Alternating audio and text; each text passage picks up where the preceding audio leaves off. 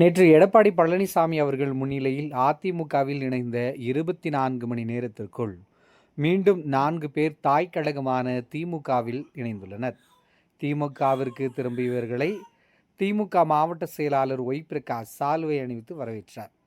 கிருஷ்ணகிரி மாவட்டம் ஒசூர் மாநகரின் தெற்கு பகுதி செயலாளராக இருந்து வந்த கே திம்மராஜ் அவர்கள் திமுகவில் இருந்து விலகி வேப்பநல்லி தொகுதி சேர்ந்த திமுக நிர்வாகிகள் உள்ளிட்டோருடன் நேற்று எடப்பாடி பழனிசாமி அவர்களின் முன்னிலையில் தங்களை அதிமுகவில் இணைத்துக் கொண்டனர்.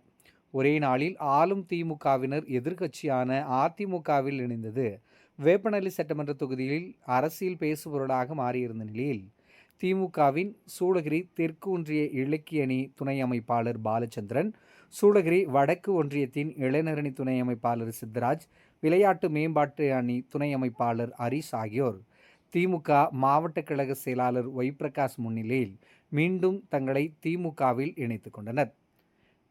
திமுகவிலிருந்து விலகி மாற்றுக் கட்சியில் இணைந்த 24 மணி நேரத்திற்குள் மீண்டும் தங்களை திமுகவில் இணைத்துக் கொண்டனர்.